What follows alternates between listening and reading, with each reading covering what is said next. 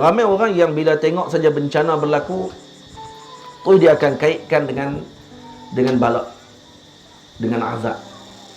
Kata ni lah azab Allah Ta'ala, bala, semua sekali. Dia bila ada bencana saja, terus dia akan kata. Sebab tu kalau tuan-tuan perasan, bila ada saja bencana di satu tempat, akan keluar video lepas tu.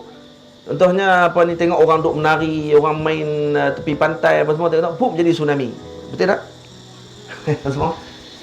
Lepas ni akan keluarlah video-video, tak tahu video dia ambil mana, kadang-kadang dia pergi buh kata, ni yang berlaku di Turki yang menyebabkan berlakunya gempa bumi 7.2 skala Richter tu. 7.5 tu. Ya. Ataupun berlaku di Halab dan seumpamanya tu kerana sekian-sekian maksiat yang mereka lakukan dan seumpamanya. Sebab tu kalau kita tengok dengan apa yang disebut oleh para ulama, ulama mengatakan bahawa al-kawaris ayatun min ayatillahi ta'ala. Bala bencana ataupun bencana malapetaka alam tadi sebenarnya adalah tanda kekuasaan Allah Subhanahu wa taala.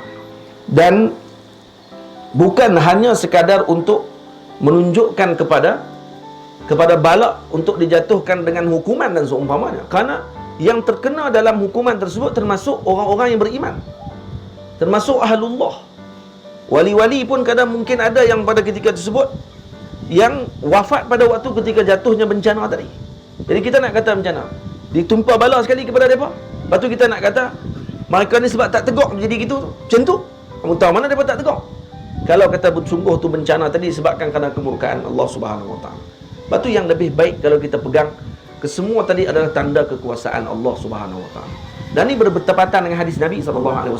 Bila mana Nabi mengatakan dalam hadis, Inna syamsa wal qamara ayatani min ayatillahi subhanahu wa ta'ala.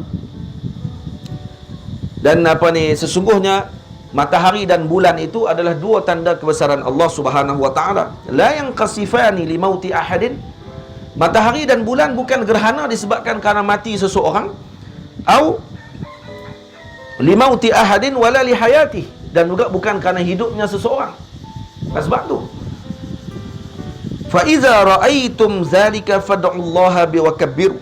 Ketika mana kamu melihat peristiwa kebesaran tersebut, nampak gerhana kata Nabi, maka hendaklah kamu mengingati Allah Subhanahu wa taala, berdoa kepada Allah dan bertakbir, wasallu wa tasaddaqu, dan kamu hendaklah menunaikan salat dan bersedekah. Tengok Nabi nak kata apa ni? Segala pertukaran dan juga perubahan dalam alam itu adalah ayatun min ayatillah. Dan tu bukan tanda kepada mati orang, hidup orang, balak turun, kaza-kaza. Tak semestinya macam tu. Hal ini tanda kebesaran Allah untuk kita elak buruk sangka kepada semua umat Nabi SAW.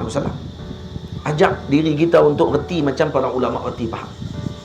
Yang ini selalu disebut oleh guru kami Maulana Syekh Ali Jum'ah hafizahullah ta'ala, dan ditambihkan oleh para masyayikh yang lain juga sedemikian. Dia kata bila turun balak aja terus buat keluar kenyataan. Inilah teguran daripada Allah kepada kita untuk ni. Ya bagus. Tu mau'izah. Tapi jangan sabut semua sekali tu, maksudnya sampai ada yang melajak pergi sampai kepada ni semua balak daripada Allah Ta'ala kerana masyarakat di tempat tadi telah lupakan Allah. Tahu mana lupakan Allah. Dan dia ingat bila mana jadi ada satu kelompok manusia, bila jadi macam ni dia akan cari gambar. Tengok masjid runtuh tak? Tengok masjid tak runtuh, maka dia akan bawa keluar gambar. Tengok, ni baru tanda kekuasaan. Tu hak runtuh tu bukan tanda kekuasaan.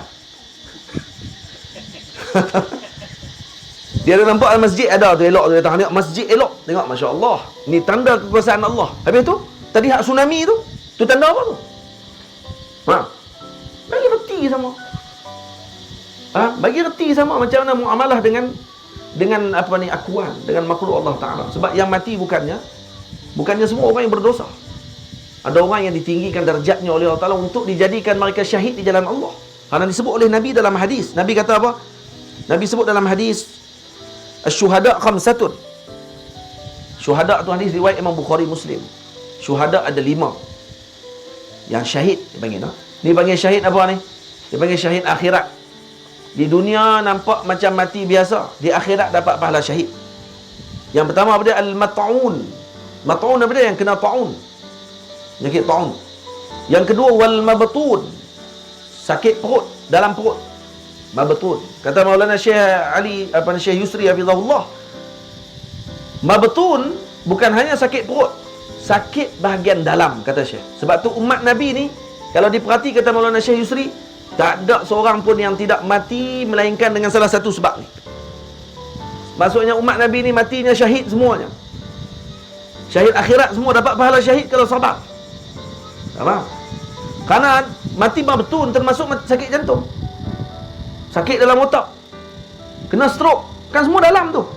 Syekh kata tu mabtun. Syekh kata ya, mabtun dengan makna, kalau segi lughah, makna sakit perut, sakit bahagian dalam perut, sakit, lepas tu meninggal. Tak, Syekh kata lebih umum makna mabtun dengan makna sakit bahagian dalam badan. Mabtun juga, kata Syekh. Yang kedua, wal ghariq.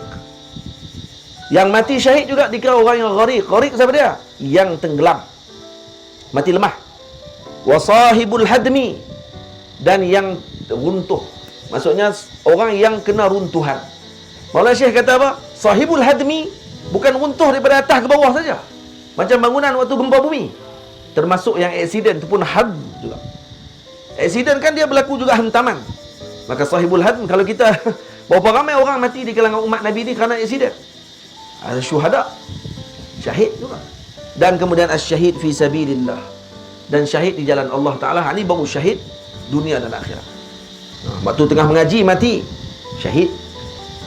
Ibu yang mengandung beranak, anaknya dalam dan mati ketika mana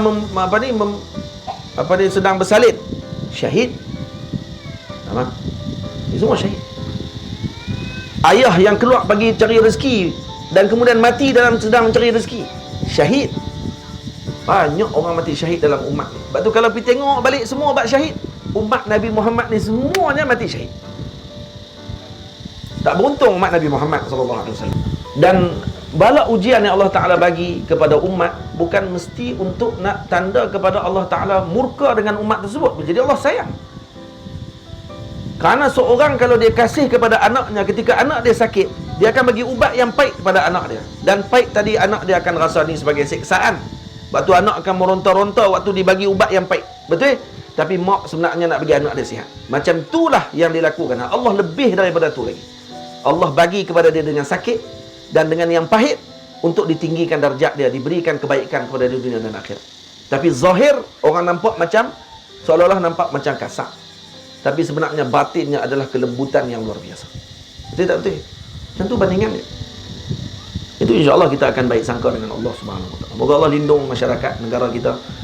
Moga Allah Taala lindung para umat Nabi sallallahu alaihi wasallam seluruhnya, dan Allah Ta'ala bagi keselamatan dan juga kesabaran kepada ahli keluarga yang telah pergi meninggalkan orang-orang yang mereka kasihi di Turki, di Halab, dan yang terkena dengan ujian daripada Allah Subhanahu Wa Ta'ala. Moga Allah Ta'ala meninggikan darjat mereka berkat Nabi kita Muhammad sallallahu alaihi wasallam, dan berita gembira kepada mereka kerana mereka mati syahid.